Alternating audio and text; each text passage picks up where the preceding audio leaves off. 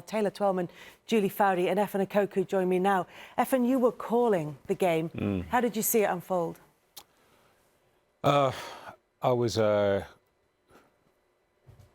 sad, of course, angry to a certain extent as well, that this can happen on the football field. Of course, we've all seen it many times before, but certainly the first time that I've been calling the game where I've had to endure that kind of experience. So that overwhelming feeling of frustration, really, not knowing what to say. I said to you earlier that the words were coming out of my mouth, but I didn't know what I was saying.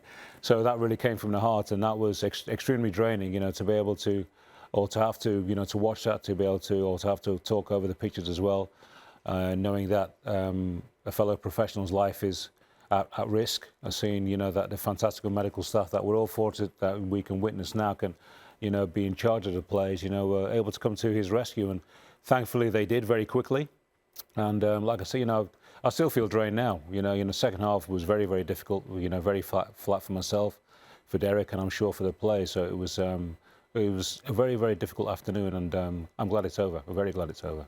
Yeah, perspective seems to be one of the words of the day, and we've been reminded of what's important. It was the Italian coach, the great Italian coach, Arrigo Sacchi, who said football is the most important of the least important things. And after consultation with the players via FaceTime, Christian Eriksen spoke to his teammates. They were given the option of playing tonight or tomorrow, and they chose to play the game in the evening.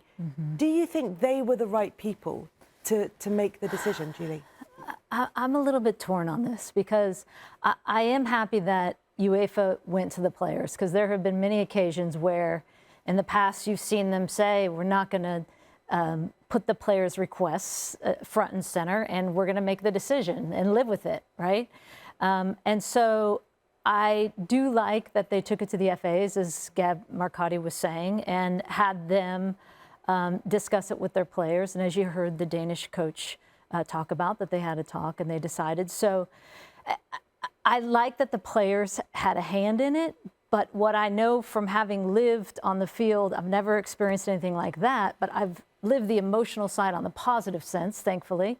I mean, just a positive emotional, when you get in a game, and you guys know this, there's, there can be tears for a national anthem or a big moment or a World Cup final.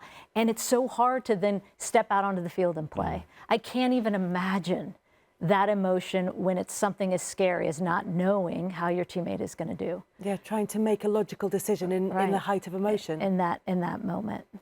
And then, of course, the game between Belgium and Russia went ahead, Taylor. The thoughts that were going through your head in the approach to that game? I'm with Efan. I mean, you feel flat, you feel motionless. I mean, literally, for the first 35 minutes of that game, all I'm thinking about is the minute and 48 seconds that the medical professionals and the personnel on that field in Copenhagen that saved the life of Christian Eriksen. That's literally all I'm thinking about. Because if it takes an extra 20, 30, 40 seconds, whatever the time may be, we may be talking about something completely different. And so then I'm supposed to sit there and analyze a Lukaku who, you want to talk about some real strength. If my real dear friend or anyone really close to me is in that situation, to then be able to compartmentalize and come into that and still perform at that high level. See, that's where I'm at, Julie, on this, is that I'm struggling with UEFA and the lack of leadership there, because how are you going to ask the Danish players in particular to think coherently in that moment? There's no way. I'm 3,000 miles away, and I can't even call that game. It's very rare. And I'm nowhere close to it. It's very rare for UEFA to give players the power, and this is not likely to be a president, and so it's difficult to ask it for the players, but I don't think it's a win-win situation in any regard, right? If they make the decision, then they look like the bad guys there. But do they really look like bad people if they postpone this game and you play it tomorrow? Absolutely not. Absolutely I don't see that. No, right. But I don't actually think the players would have been in a better frame of mind after 24 hours, because more emotion seeps into it overnight. You speak with family and friends. You come back even more drained the next morning. I've been, I'm not on the end of, but I've experienced, a young player passed away when I was at Sheffield Wednesday. Yeah. We had a funeral on a Friday.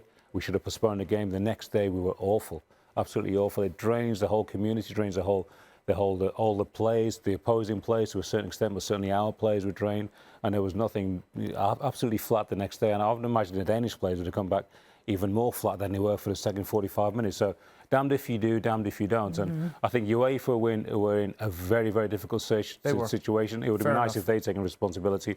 The players did, and we played the game, and we are where we are. Well, just Thanks so much for watching ESPN on YouTube. And for more sports highlights and analysis, be sure to download the ESPN app. And for premium content and live streaming, subscribe to ESPN Plus.